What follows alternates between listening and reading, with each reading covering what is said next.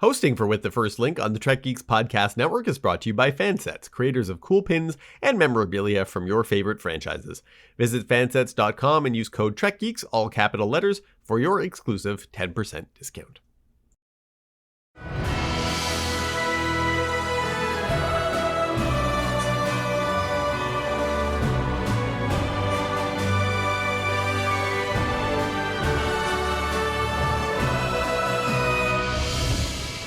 Hello and welcome to With the First Link, the podcast that hopes to make our future as bright and as just as the one that we see in Star Trek: The Next Generation.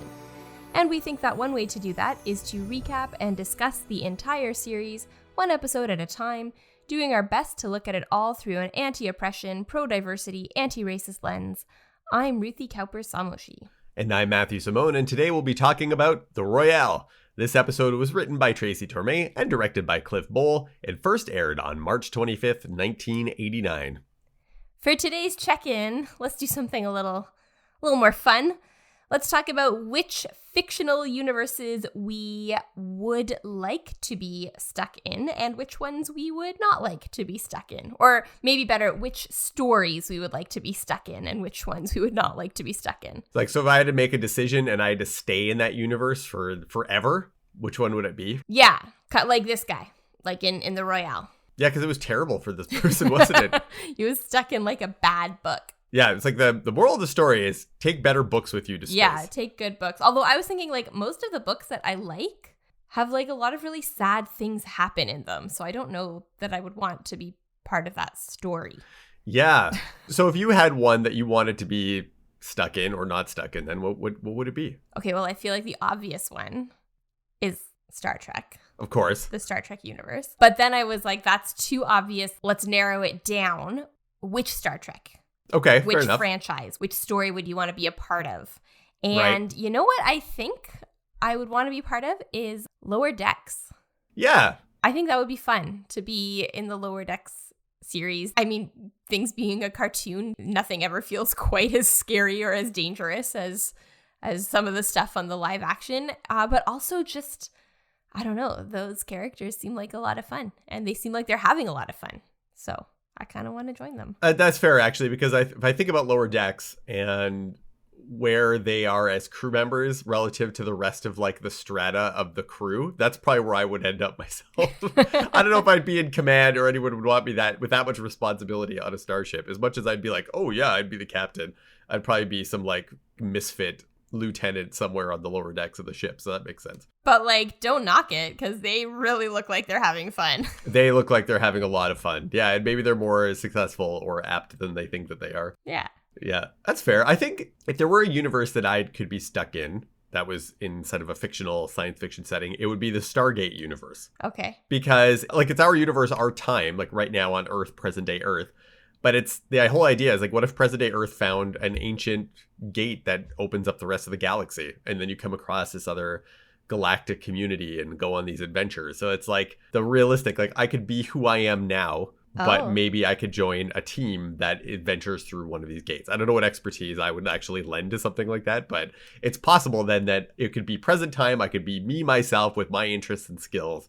And that maybe I would get to take an adventure through one of these gates and discover some other distant part of the galaxy. Okay, cool. I love Stargate. Stargate's pretty cool. Yeah, you talked about it in the last episode too. Yeah, one of these other franchises I don't think it has the same following that say Star Trek or Star Wars does, but it's been another very influential franchise in my interest of space, especially because it also falls into we talked about last episode on space archaeology. Yeah. Because that's kind of what it's all about. Like, I think in that story, basically humans have a genetic ancestor that is now known as the Ancients. And they're the ones who built the Stargates that can travel instantaneously between two gates somewhere else in the galaxy. And then by the last franchise installment, it's also like throughout the whole universe.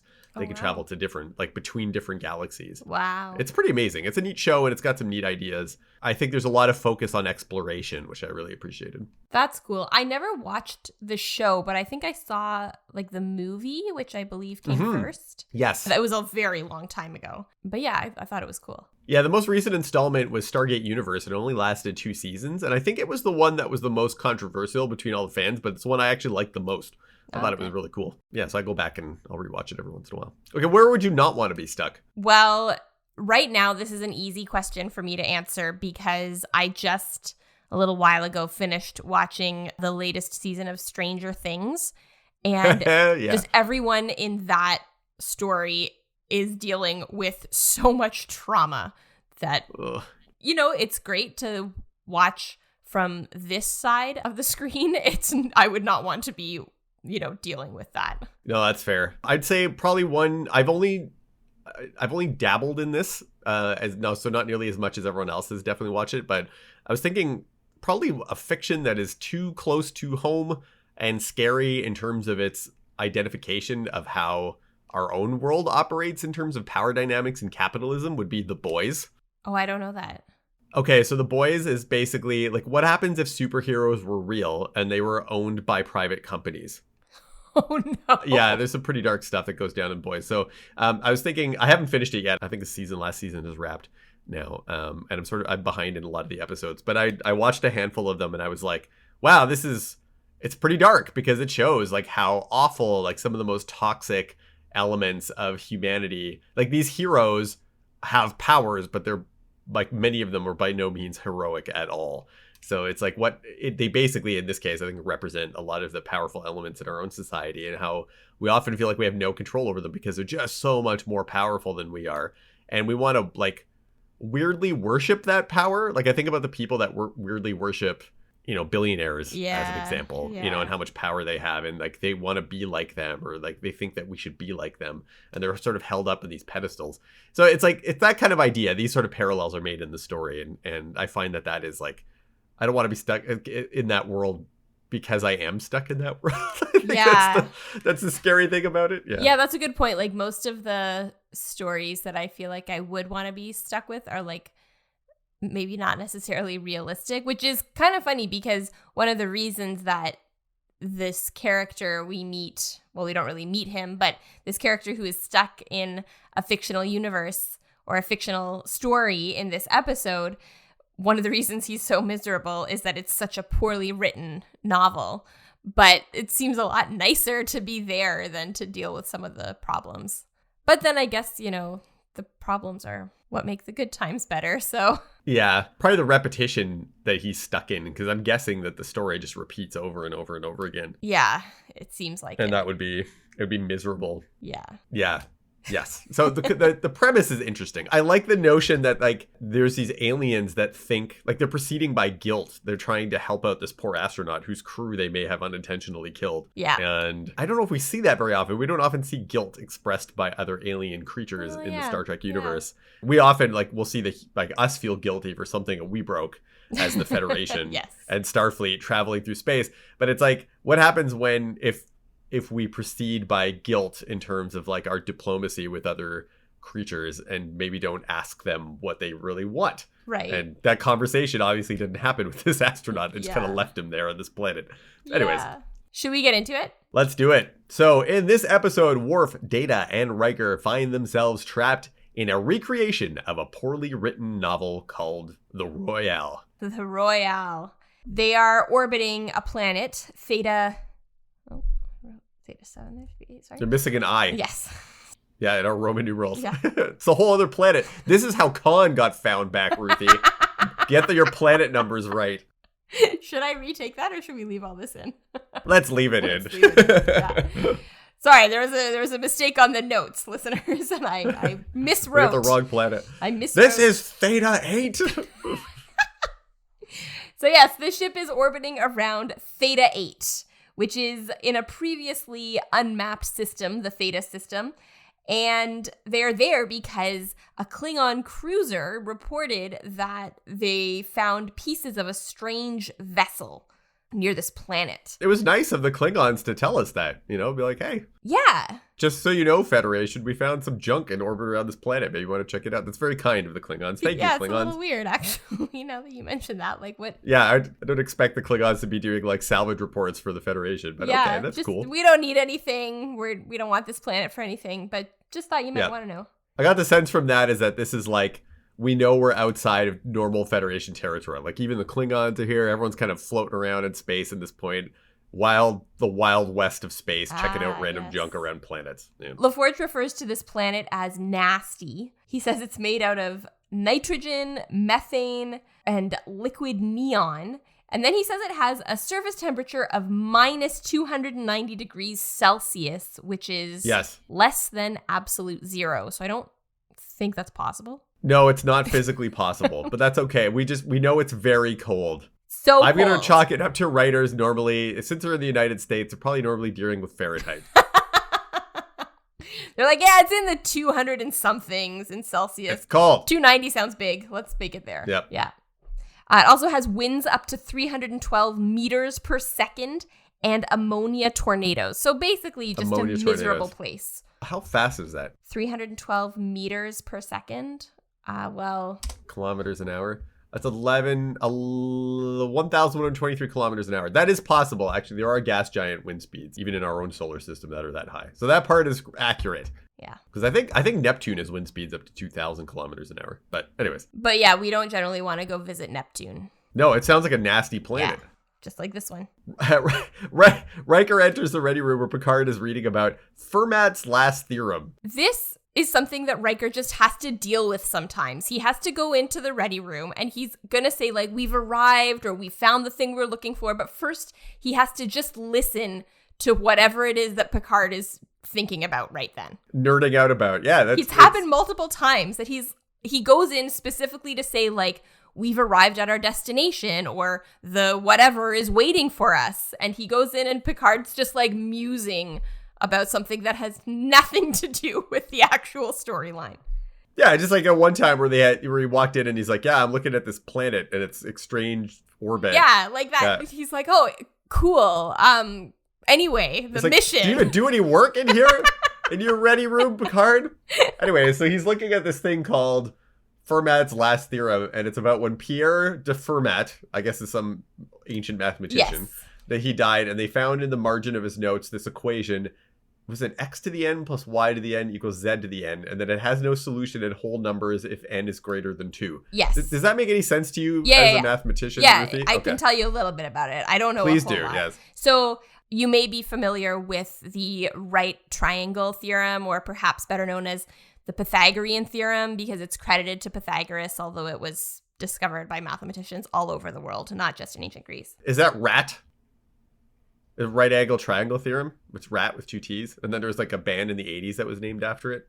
That I don't know, but I know, but yeah, Okay. it sounds like that. So basically in a right angle triangle, you have the 2 legs, which are the 2 sides on either side of the right angle. The square of their lengths is always equal to the square of the hypotenuse, which is the third side that's opposite the right angle. So you'd have like a squared plus b squared equals c squared. And there are some triangles that have a whole number on all 3 sides. So for example, if you have the 2 legs, say, are 3 centimeters long and 4 centimeters long, then if you square that, you get 9 and 16. Add that together, you get 25. The square root of 25 is 5. So the length of the hypotenuse is 5. So the 3, 4, and 5 are 3 whole numbers that fit that equation. And then there are other ones. So for example, if you have 12 squared plus 5 squared, so then you have 144 plus 25. That gives you 169, which is the square of 13. So 5, 12, and 13 also fit when n is 2. But when n is greater than 2, the theorem that Fermat had, or some people called it a conjecture, is that you can't have any whole numbers in those x, y, and z places. Oh, so this is a real person? This is a real thing? Yeah, this is real. Oh, I didn't know that. I thought Fermat was just some dude that was made up for this episode. This is a real guy. Fermat's last theorem is real, and some people thought of it as Fermat's conjecture because he didn't have a proof for it. That he just wrote that there was a remarkable proof, but he didn't actually write the proof. And then so people studied it for ages, but then Picard says that people have been trying to solve this, but they haven't been able to for 800 years. But that's not actually true. Fermat's last theorem was proved by someone named Andrew Wiles. It was released in 1994 and then published in 1995. So it actually was proved after this episode aired. Oh, okay, that's cool. So someone did figure it out. Yes. Yes. Amazing. Thank you for all of this, because I had no idea that any of this was even real or based on anything. The whole the remarkable proof thing must have been trolling people. That's what you see splashed across YouTube thumbnail images, remarkable proof. And then it's there whatever. isn't actually anything. There's nothing there. Yeah. Yeah, I mean, that is kind of how mathematicians sometimes are. They can sometimes figure things out quickly, and they don't necessarily explain their thought. There are stories of math professors. I think my grandfather or maybe my dad had a story about this math professor who was well, it's obvious that this is equal to that, and then left the room for a bit and then came back and was yes, it's obvious. So basically he just left the room, proved it to himself, and then was yeah, it's obvious, you can just trust me on that. So Fermat's no, trust me, there is a really cool proof, but I don't feel there isn't room for me to write it out here. So yeah, and then in the Star Trek universe, it took almost a millennia of work to get it sorted out. Thanks, Fermat. I mean, it did take a few hundred years, but not 800 years. Not 800, yeah. So, the episode, this has nothing to do with anything. No, nothing at all, except that they have to figure something out in the episode. Cool. And someone had to figure out Fermat's theorem. It's a really nothing at all. It's a puzzle. So they're trying to introduce the theme of a puzzle, I suppose. I guess. guess. What they're trying to do. Yeah. So Picard finds it stimulating and thinks about how it puts things in perspective, because with all the technology the Federation has, they still can't figure it out. But we did figure it out, as you said. Yeah. So Riker tells Picard that they found debris around the planet and that they will beam some of it on board to study.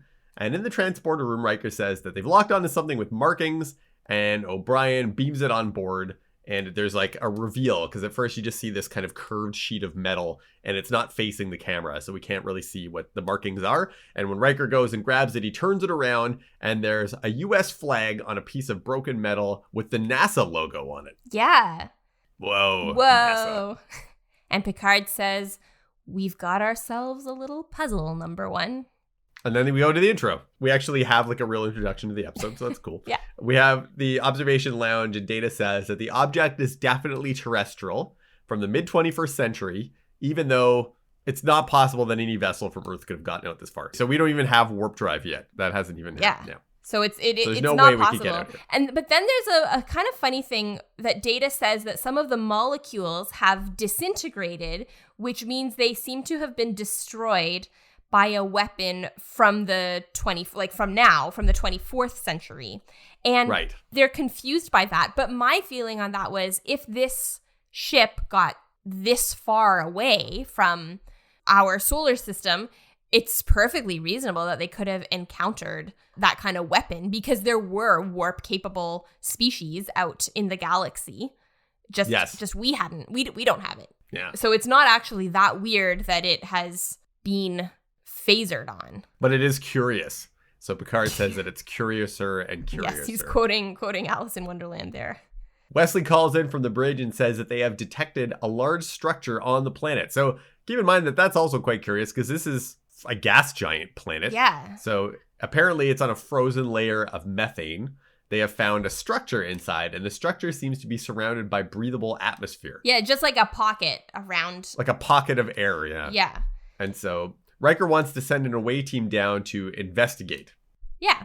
And they figure, well, the air is breathable and there's no one there to be dangerous. Yeah, sure. Let's send a small away team. So the small away team, of course, is all the key members of the ship. Yeah. No, just the chief of security, chief of science, and the first officer. Yep. Really expendable people here. If we're trying to narrow down the amount of risk, it's not like we don't have Ensign Bob and whatever. It's they're actual key members, because they have to go on an adventure. Fair enough. Yeah. The transporter room, O'Brien tells them that they have an extremely narrow access point. So they're trying to get between all of the other hazards that they have to transport between to get inside of this planet with all of its wind and ammonia, tornadoes and everything else. And they arrive on the planet. They materialize. It's kind of an intimidating scene, because they arrive in this black void, but they're less than a kilometer under all these storms. And so above them, you can see all this whipping ammonia wind that's part of the gas giant, and they're kind of standing in a pocket of that. Yeah, it's super unpleasant, and it's less than a kilometer away. So whatever is creating this bubble or this pocket of breathable air is it's not that big. Yeah, exactly. And the fact that you know that outside is like a whole raging gas giant. Yeah. Yeah, that would be... It is a bit that scary. would be scary. Yeah. So they see a revolving door nearby, but it's not connected that they can see any structure. Like, they know there is a structure because they saw that on their sensors, but they can't really see the structure that it's attached to. It was weird to me that they didn't try walking around the door. Right, yeah, because it almost looks like some kind of dimensional portal, like the door that seems to go. You can't see the structure that it's connected to, but obviously there's one there. But they're like, they can't resist the door, Ruthie. We're going to go through the door. You can't. I mean, revolving doors are fun. They are fun. Although it is funny when they tell Picard, when they're like, well, there's this antique revolving door. And he's like, a revolving door? Be careful. It almost sounds like he wants them to be careful because it's a revolving door. Like, he's like, I got stuck in one of those as a kid and I just went around and around. Yeah, they could hit you. I know. They are a little bit scary, especially if you're not paying attention to what's going on. And you always have to kind of negotiate it. Yeah, exactly. And if you're used to doors that just kind of open and close right when you're walking through them, a revolving door would be a little complicated. Oh, I hadn't thought of that. Yeah, they probably don't have a lot of door experience because they're used to doors just opening for them. Yeah. This one, you have to time it. Maybe someone else. Actually, you see Data kind of step up to it to take a step back when you start to walk through. At one point, I was wondering if they were all going to go through in the same section. Oh, it's all stuffed together. Yeah, maybe that would give the wrong tone to what's happening here. Yeah.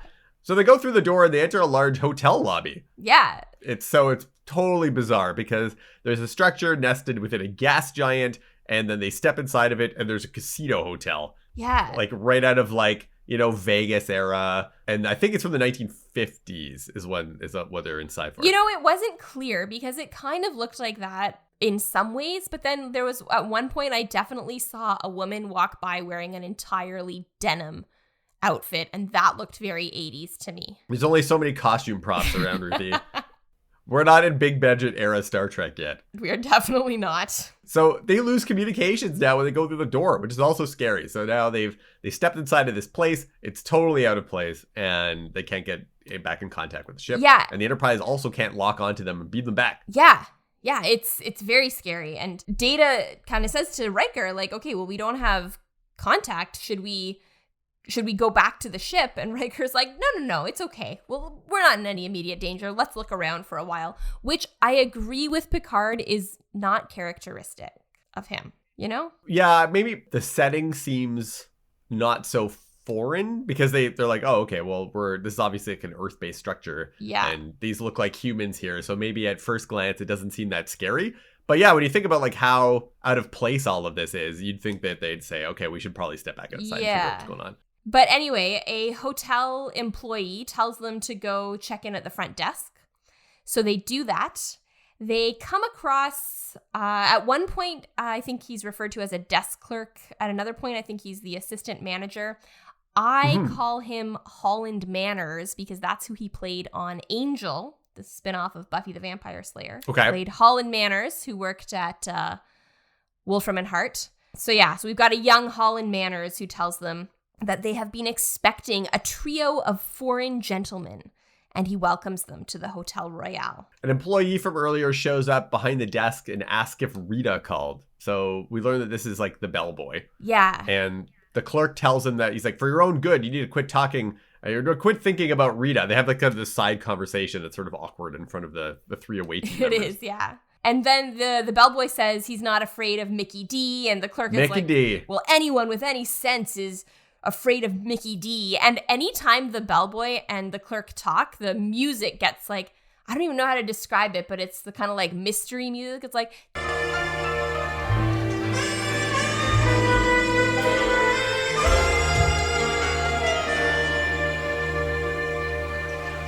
Holland Manners tells the away team that Rita is too much for the bellboy to handle, and that Mickey D is going to plant his face right into the pavement. And then he gives them their room keys and casino chips as though that's just a totally normal thing to say. Yeah, and Worf asks what this place is. He's like, where are we? And how a being like the clerk got here. And the clerk is like, well, this is the Royale, of course. Yeah, it's the Royale, and don't ask me how I got here. That's none of your business. And Riker's like, what is this planet? What do you call it? And the clerk just looks at him like, I call it Earth? What do you call it? And Worf is like, well, we call it Theta 8. And the clerk is like, okay. Yeah, he's charming, and he kind of walks away. Just walks away. So obviously he thinks that they are odd. Yeah. The clerk's odd as well. It was just a very awkward conversation. So Everyone thinks everyone is weird here. they sure do. So the away team walks around and Data scans with the tricorder, and he says that none of the people here are emitting life signs. And where Worf takes that really literally, and he's like, are you saying none of them are alive? Yeah. Which I thought was hilarious, because they're not emitting life signs. He's like, are they dead? But Worf wonders if maybe then they are machines or illusions. And Data says that they are not illusions. They do exist, but they have like no DNA structure or anything. Yeah, and then we meet a character who will feature prominently in this episode. We meet Tex, I believe his name is, and Data's like, look, he doesn't exhibit any DNA structure, and Tex is like, oh, look who's talking. You sound just like my ex-wife. I'm gonna get down to business, and he's a little obnoxious, this character. Oh, he's totally obnoxious and very creepy. He's as you very find out creepy, later. yeah. I was like, so your ex-wife often told you that you didn't have any DNA structure? Yeah. That's kind of an odd thing to say. Maybe they're a doctor. Yeah, it's a weird weird insult. Yeah. It's almost like maybe like a poorly designed holodeck in some way. So I guess the programs are probably trying to respond to what they are saying. Yeah, that's true. Back on the bridge, LaForge and Wesley are working on contacting the away team. They can't tell if there's an intelligence responsible for this or not. But Picard tells Troy that it's unlike Riker to not be following procedure and that they should have returned to the beam down coordinates when they lost communications. But Troy says that she doesn't sense that Riker is in danger, that he actually like feels amused. So Troy is able to sense that they are alive. Yeah. So that's good. And it's like, if you look at Riker in the early parts of this part of the episode, like he does find this whole thing amusing. Like he's kind of smiling and he's a little baffled, but he's not like, okay, this is a problem. Anyway, back in the hotel lobby, Data approaches a table where this man, Tex, is playing blackjack with a younger woman. Tex like he's got like a cowboy hat and he puts it on Data's head. And then he says they're playing blackjack, and Data kind of like goes through the rules. He like accesses that in his like data banks. And then he cuts the cards in like a very impressive way. Yeah, he like splits the deck and shuffles it in one hand. Yeah, it's very cool. And Vanessa even like lets out this low whistle. She's like, that's smooth. Yeah, it is smooth. And Tex tells Data that Vanessa has to win. So she gets a 15 and Tex tells her to hit, which is not, I don't think, actually the best advice. If you got a 15, it's kind of on the edge, but there are more, like you're more likely to go over 21 if you have 15 than stay under. And I kind of wondered through this whether Tex is like intentionally giving her bad advice. Oh, I think he definitely is. Yeah, because like later on, it seems that he's intentionally trying to make her broke so that she becomes like dependent on him. Yeah, that's what I thought was going on, because it's totally. It's for super sure. creepy. Like she is clearly in a desperate situation, and he seems to like that, which is not cool. He's taking advantage of her for sure. Yeah. So Data keeps asking for more cards, and Tex is like, the possibility of you hitting 21 at 5 cards is really low. But he's like, no. He's like, hit me. And Data even has like all the mannerisms down about how to like ask for cards. And so I guess he has that all in his programming. So Data hits 21. And then so Tex asks if he's a card counter. But Data doesn't know what he means by that. But I think Data probably basically is card counting based on his knowledge of the cards. Well, because card counting is just like calculating the probabilities. Like it's not actually cheating. Right. It's just not cool because it means you're more likely to win.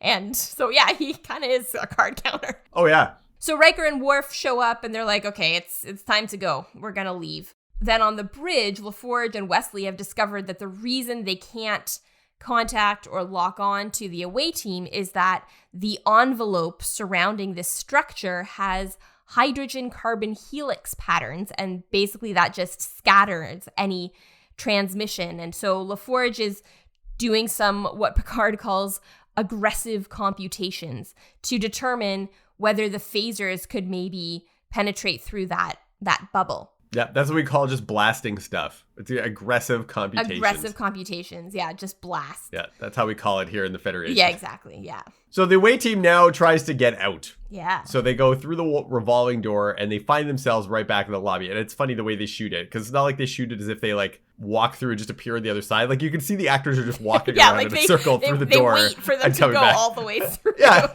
So. They don't even cut the video to make it just reappear on the other side or anything like that. They walk around in a circle. I think really what's going on is that they just don't know how to use revolving doors. Yeah, maybe that's what it is. They're like, they actually could leave, but they just don't know how to use revolving doors properly. So now they're getting anxious because they're like, okay, we're stuck here. We might actually not be able to get out. Yeah. So Riker says that they need to find a new way out. So Data walks over to an old woman at the slot machines and asks if there's like, hey, they're like, are you another exit? And she just completely ignores him and is pulling the lever on the machine over and over and over. It's kind of cool. Like, I feel like these are like, what do you call it? Like non-playing characters, or like characters that you don't interact with in like a video game. So like, because then Riker tries to talk to people and they just ignore him. And it's like, well, these characters are like part of the scenery from, we later find out, is the novel. Like they didn't have any dialogue. So the aliens didn't write any. Yeah. So they just ignore it. It got me thinking as well about gambling addiction. Yes. And how, from what I understand, the actual design and layout of casinos is that they are intentionally designed to be labyrinthine. Yeah. To make you walk through as much of the casino as possible before finding an exit. And that even like the patterns on carpeting are designed to be confusing, to lead you in different directions. And the noise and sound is designed to be like hypnotic so that you can't escape. So in a way, I was thinking about how casinos are made to be inescapable in a way on purpose. Yeah, I was thinking about the exact same thing. I was like, I don't go to casinos, so I don't know this from experience. But I was thinking like, this is, from what I understand, like that this is kind of true to life. This is kind of what it's like. Mm-hmm. And also like the way it's that you don't have like windows to the outside a lot, so you don't know what time of day it is. Like your kind of internal clock gets kind of disoriented, and I feel like that likely is what's happening. Like this whole casino is in like a void. So they use more aggressive calculations down here as well, because Worf is like, well, I'm going to move I mean, the wall is all over the place, but he decides to move these two casino machines away from the wall. Who knows? And there's like, he pushes at the wooden paneling and he can't move it. And Riker says that like the integrity of the wall seems really high. And so Worf fires a phaser at it. And there's not even like a scorch mark or a burn. He even ups the phaser power and fires again. And like nothing happens. They can't even blast through the wall. Yeah. It was kind of funny at first when he moved the machines and then he took a step back. And I originally thought he was going to like take a run at it. Like just run and try to like knock it down with his shoulder. And then I was like, oh no, he's using his phasers. Okay, that makes more sense. It makes more sense, yeah. Data also can't find any other exits, so he thinks that they are trapped. Yeah. So back on the bridge, LaForge says that they're almost there. They can try to contact within a few minutes. And Troy tells Picard that now she senses Riker is feeling trapped and agitated. Yeah, so something's changed on the surface. So we go back down to the surface, and Worf has tried his phasers. I wish we had seen this, because it sounds like he was just firing on all kinds of things. And he's like, basically, the phasers don't work on any of the surfaces. Anything, yeah. I wonder if they tried shooting any of the NPCs. Yeah, nothing. They just... That's what you do in video games after a while. You're like, I'm just going to shoot an NPC. So Riker's like, okay, I'm going to try to get some answers out of this desk clerk. But before he does that, he has to wait, because the clerk, our Holland Manners, is talking to the bellboy who has just taken a gun out of a drawer, and the plot music picks up again. And it is, you can tell, like there is some of this cliche dialogue already that the guy's like, what are you doing? And he's like, oh, I'm finally getting some smarts. I'm going to make Mickey D leave Rita alone. This also I felt was this was pretty disturbing. The way he's talking about Rita, because the clerk says she's a big girl, but then he also says she's Mickey D's girl. And the bellboy's like, well, I'm going to change that. And it made me feel like she was, not consensually Mickey D's girl. Like, oh yeah, probably not. We never hear from Rita either. No, at the end of this, we never do. No. Luckily, she's a fictional character, so yeah, hopefully she doesn't exist outside of this bubble. Of this environment, just floating in the gas giant somewhere. Yeah. Riker tells the clerk that he's like, we want to get out. And the clerk's like, well, the Royale's exits are clearly marked. And Riker's like, well, that's not good enough. Which is a weird thing to say. He doesn't say, yeah, but we can't get out. He just says that's not good enough. That's not good enough. He's not like, hey, when I walk through the door, I literally just appear back in the hotel again. He could actually like say what the problem is, but instead he's like, well, it's not good enough. I need you to hold my hand while I walk out. Like, I don't understand revolving doors. And then the clerk is like, well, if you have a complaint, you can take it up with the manager. And Riker's like, okay, yeah, cool. I want to see the manager. And Riker's like, nope, sorry. Or the clerk is like, nope, sorry, he's busy. Yeah, and you know what? I laughed because I had legit this exact situation happen to me in a hotel. It was a hotel in Seattle. It was a horrible hotel, and the bathtub drain was clogged when I moved into the room, so it wouldn't drain. I couldn't like use the bathtub or like shower properly. And I complained downstairs, And I remember there was a clerk that had pretty much about this same attitude and was like, well, you could talk to the manager. And I was like, well, then can I talk to the manager about maybe getting a refund on the room? And he literally just folded his arms in front of me and was like, the manager's busy. And I laughed so hard when I saw this moment. I was like, this legit happened to me in a real hotel. I had this real situation. I should have been like, well, that's not good enough. That's not good enough. Like, don't tell me I can talk to the manager if I can't actually talk to the manager. Not that I want to, like, encourage people to always talk to the manager, but if you're going to say, well, if you want something, this is how you get it. And then you're like, okay, I'm going to do that thing. And you're like, no, actually, you can't. Like, you can't. It's not cool. Yeah. Is the manager the aliens? Well, I think my guess is that the manager isn't actually a character in the story. Like, right. The manager is probably only ever referenced. So you can't interact with them. Yeah. Anyway, Picard finally gets through with a lot of static, and he says to Riker, why haven't you left the building? Like, why haven't you gone back to the beam down coordinates? And Riker explains that they are trapped, that they can't get out of this building. They're not in any immediate danger, but he is concerned because they're trapped, and that in and of itself is a danger. And Picard says that the location is interfering with the communication, but they're going to keep working on it. And like Wesley says that these frequencies are unstable. And he's like, okay, well then find better ones. On the surface, Data says that his tricorder has actually now picking up DNA. So up until this point, they can't find any DNA with the tricorder, but now they're picking up DNA above and to the right of them. Human DNA. Yes. Human DNA. Worf calls the elevators turbo lifts, which is hilarious. And so they go up into the hotel and they enter a hotel room. They're still reading human DNA, but no life signs. And when Riker pulls back the covers on a bed, he finds like a corpse that's all like desiccated and like decomposed. So Data says that this is a human. It's been dead for 283 years, but like it's decomposed, but it's like still retained its shape. Like it's all gray. And I don't know. I was like, is that what mummified corpses look like? I'm not even sure. I don't even know at what rate bodies are supposed to decay, but they say because it's such like a clean environment, I guess there's no other bacteria or whatever. There was no way for it to like rot. Right. So it's still sort of recognizable as a human. Yes. Worf is kind of like snooping around and he looks in the closet and he finds an astronaut's uniform, jumpsuit. I don't even know what you call that. Uniform, probably, right? Uniform. And it's got an American flag on it. And then I like this. Data counts 52 stars. And Riker's like, oh, okay, that puts it between 2033 and 2079. How many states are in those states? 50. So we're going to have 2 more states. 2 more states. One of them is probably Canada. What's been taken over in the America-Canada war. I mean, at this point, who knows? I don't know if we're going to be adding states to the U.S. No. I'm not sure that's what's going to happen. That is a good point, Ruthie. Maybe it's like it's 52 stars, but not 52 states. Like in the near future, they're going to be like, you know what? We're just going to add stars kind of willy-nilly to our flag. He has a badge that says Colonel S. Ritchie, and Riker says, rest in peace, Colonel. Yeah. So then finally, Picard is able to contact them clearly. Riker explains what's going on, and then he says, can you do an identity scan of a Colonel Ritchie? While that's happening, Worf finds a journal and the novel Hotel Royale in the nightstand of this Colonel Ritchie. And Riker asks Data to summarize the novel, and Data basically like opens it to the front page and then like goes like flip to the back. Picard tells the away team that Colonel Stephen Ritchie commanded the exploring ship, the Charybdis, which launched on July 23rd, 2037, which I thought was funny because we're like, that's almost now. Yeah, it's 15 years from now, yeah. Also, but it's like almost that date as of recording this podcast episode. It's like a week away. So 1 week and a week away.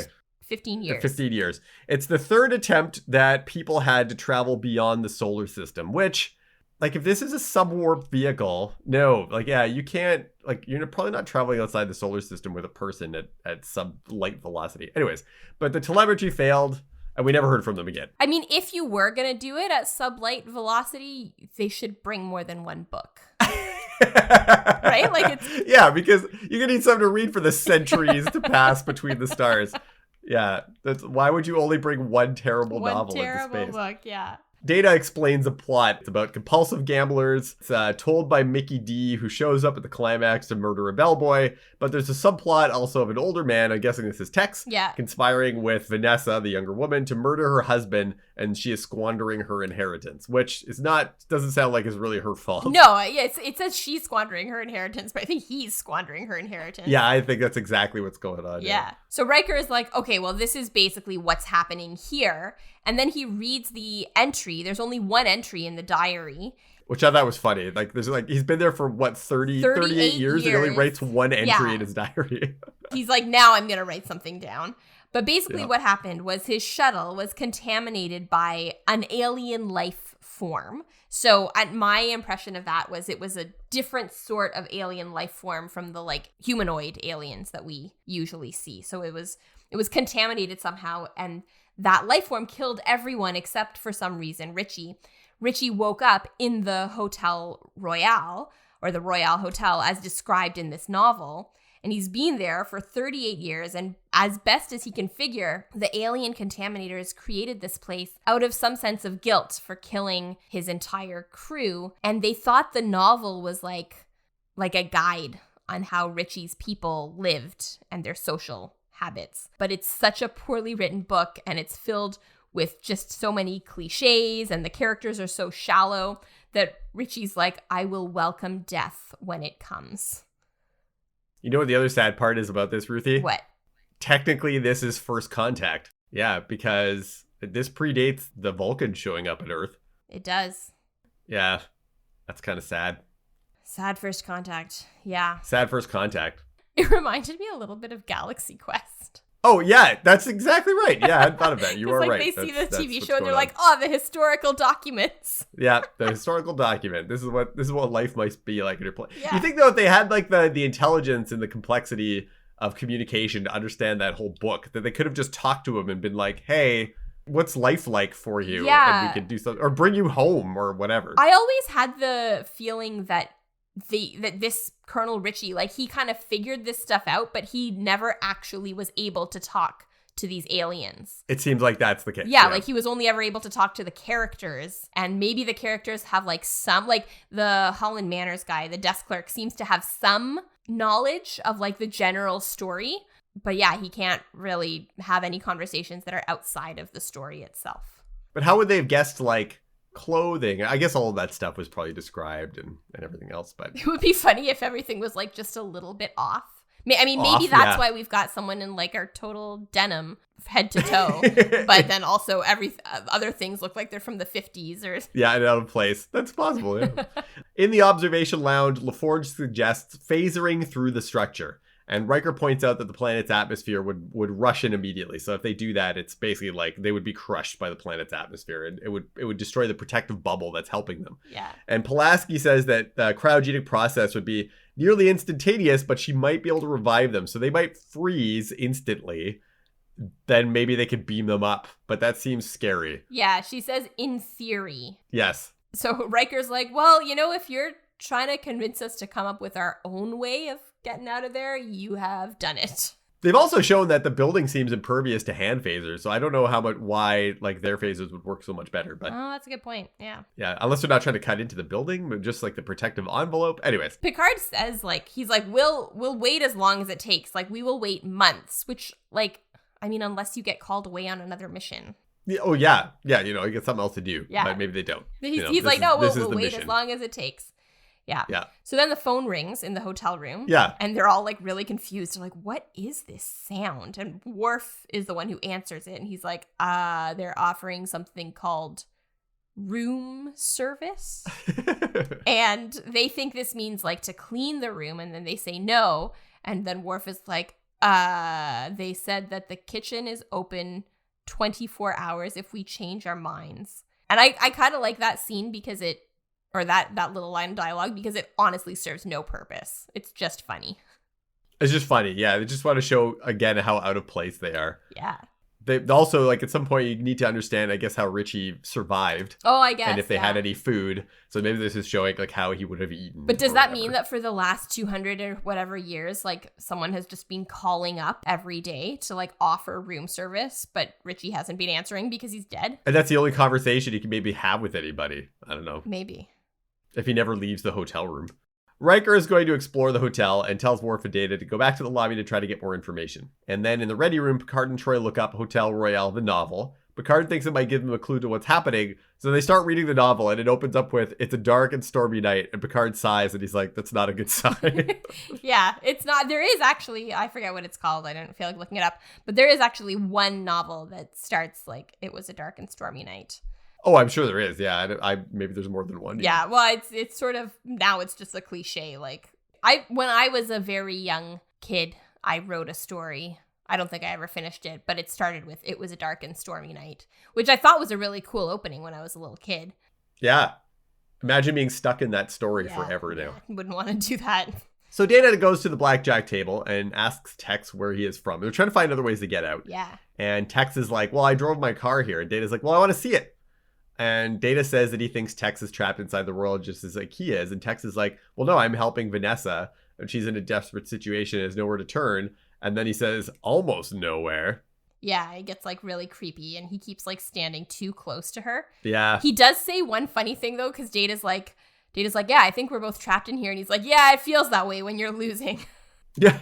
Yeah. And Vanessa is a 13 and Tex tells her to hit. And Data's like, "Well, actually, the odds are in favor of staying." And Tex gets upset because he's like, "You're breaking my hold over this person," essentially. Yeah. Vanessa loses again because that's how this book was written. Tex like gets close to her to like comfort her, and Data gives him this like really creeped out look. And then Riker and Worf overhear the bellboy and clerk talking about Rita again. She said she just called and she was crying. And the bellboy is like, "That Mickey D thinks he can treat anybody how he wants." And at that point, Mickey D enters. The music tells us it's him.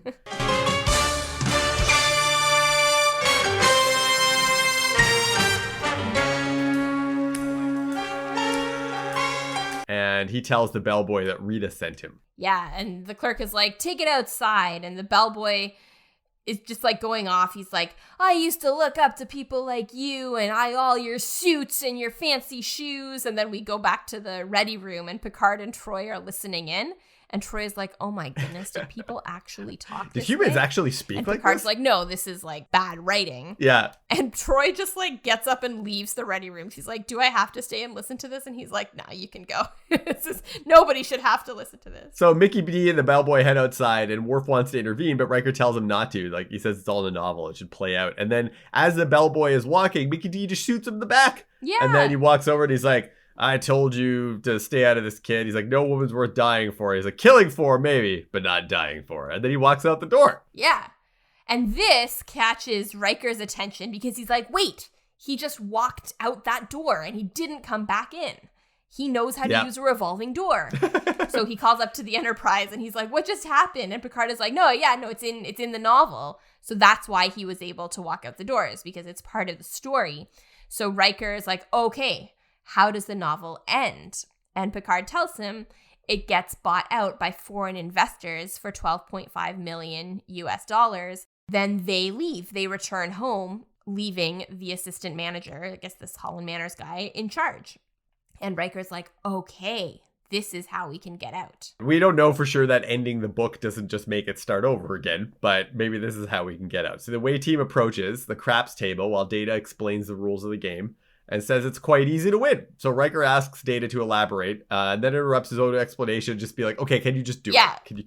Can you win at craps?" Stop asking Data for these things if you're not going to let him finish. Come on. Yeah. You can tell, like, clearly there aren't that many characters in this novel, because anywhere they go, like, Tex and Vanessa keep showing up. So Tex and Vanessa are at this table. And Vanessa rolls a 2, which is not good in craps. Do you play craps at all? No, I have no idea what any of these games are. Yeah, I looked up some of the rules, and yeah, a 2 is not good, I guess. And then she points out that, like, Tex is also almost broke, and she's like, "If you lose all of your money, then I'm really in trouble." Yeah, I would have a place to sleep. Yeah, and then Tex, like, looks like Tex grabs her butt because she gets a little, like, ooh, sort of look on her face, which is not pleasant. And he's like, oh, I'd never let that happen. And then Data rolls the dice and he gets Vanessa to blow on them first, which I thought was kind of sweet. He gets a 6, and I guess the rules of craps say that so he needs to now get another 6 before he gets a 7, but he doesn't get that. He gets a 7. And then Tex is like, you know what? Take another shot. And Data realizes that the dice are weighted. They're not properly balanced. So Riker's like, okay, can you fix them? And he does. It's kind of cool to watch. He just kind of like squeezes them to like rebalance them somehow. Do you think he rebalances them, or do you think he like weights them in his favor? Given the way that he's rolling after, I think he has weighted them in his favor. He gets into character. It's fun. He fully does. He's like, this is like when he's playing Sherlock Holmes, or like when he's doing anything on the holodeck. He's like, baby needs a new pair of shoes, and he like snaps his fingers to like roll the dice. It's really fun. He's not even looking at the rolls. He just stares right at Riker as he throws like the dice down the table. And this part was fun. I was like, the episode's a wee bit tedious. I like the backstory with the aliens, and that's kind of interesting, and how they built the structure inside of a gas giant and all that's kind of neat. A lot of the Royale stuff's pretty tedious. That's why I usually skip this episode. But this part's fun, and I had forgotten that this part was in the episode. Yeah, I enjoyed this a lot more than I expected to, and a lot more than I remembered enjoying myself. So that was good. Anyway, like you said, they are now on a real roll there, and Data's just like keeps rolling his 7s. And Riker says to Picard, we're having a nice run of luck. And Picard is like, okay, well, stay in character. The investors are described as flamboyantly generous. So when Data is like, okay, well, we've won 12.3 million at this point, so I'm going to bet 700,000 because they need to get 12.5 million, and 700,000 would take them up to 13. But Riker's like, no, bet it all. We need some spreading around money. And he starts like handing his chips to everyone. He like gives some to like the clerk, and he's like, you give some to the parking attendants, and here's some for you, and some for you, and some for you. So Tex decides to bet against them because he's like, there's no way you could roll like another 7 or whatever. So he doesn't think that they're going to win again. And Data rolls one more time. He gets Vanessa to blow on the dice again, and then he wins again. And then Tex asks if Data won because he's upset that he wouldn't show Data the car. He's like, what do you got against me? Yeah, and Data's like, no, I told you that I was going to win. Like, I told you not to bet against me. But also they give some of the chips when they're giving it away. They give some to Vanessa, I think, right? So now she doesn't have to rely on Tex, which is also really nice. So, but that's probably also why Tex is like betting against them. And for sure. Angry, Data's like, okay, I want to cash in, but the clerk says you've broken the bank. So Riker's like, okay, well, you keep the 2.5 million, which is the price of this hotel, and just spread the rest around. So Clerk realizes, he's like, okay, you are all the foreign investors. And he's like, yep. And then Tex wants to buy them a drink. And Riker tells him to enjoy the game and not to let them change the dice on him, and then walks away. I do like the shot. You've got the music.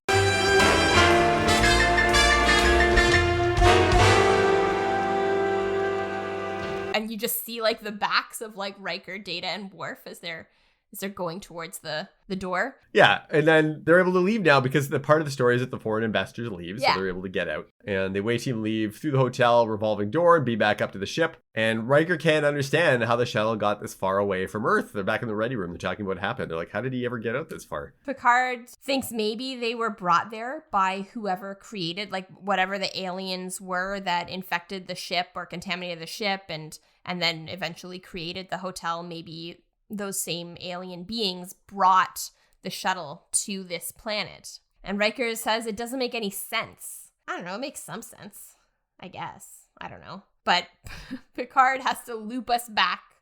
He says, loosely. Like Fermat's last theorem, it's a puzzle we may never solve. Never solve. But we solved it. We solved that puzzle and this one. Yeah, I think they're I don't know. Yeah, like I was saying, it's a bit of a silly episode. It's not like, it's definitely not one I return to a lot. I hadn't seen it in a long time. But I liked it more than I thought I would. Yeah, me too. Yeah, because I wasn't looking forward to Royale. It's always been in my head as one of my least favorite episodes. Yeah. But it was okay. It was okay. You were talking about, maybe listeners might not know this, but for the last little while, you were co-hosting the Discovering Trek podcast. Yeah, talking about Strange New Worlds, and you joined us for an episode. So, and I did. I came on one of the episodes. So with the first linkers listening right now, you should also go and check out the Strange New Worlds Discovering Trek podcast, because it was cool too. It was. But I was thinking about that because I know in one of the episodes, I was listening to it, and you talked about how in a season that's so much shorter, like a season that's just 10 episodes, they don't have as many like missteps as maybe they have in like first season of TNG or the first season of Deep Space Nine. But I was also thinking, like, I think that's true, but what is kind of fun with these long seasons is that you can have episodes that don't really do much but are just kind of amusing and a bit silly, and sometimes that doesn't work at all, but other times I think it is kind of fun, like with this episode. Sometimes it's okay to have a one-off different kind of thing, as long as it's pulled off well. Yeah. And I don't know, I wouldn't say that this one's pulled off well, but it's not terrible. It's okay. It's okay. It's not terrible. Yeah, there are definitely worse episodes. Yeah, I don't know that that's the bar we want to hold things to, but that's where we are for this week. That's how we are for this week. So thank you so much for listening to this episode of With the First Link. If you liked what you heard, please feel free to leave us a 5-star rating and a review on Apple Podcasts or your podcast provider of choice. Our cover art was created by Nathan Nunn, and you can find more of his work at nathannunn.ca. Our theme song is An Amazing Adventure by Flame Lion Studio. You can follow us on Instagram and on Twitter at FirstLinkPod, or send us an email at firstlinkpod@gmail.com to let us know which fictional universes you would or would not like to get stuck in. I'm Ruthie. And I'm Matthew, and wisely choose your reading material before heading into outer space.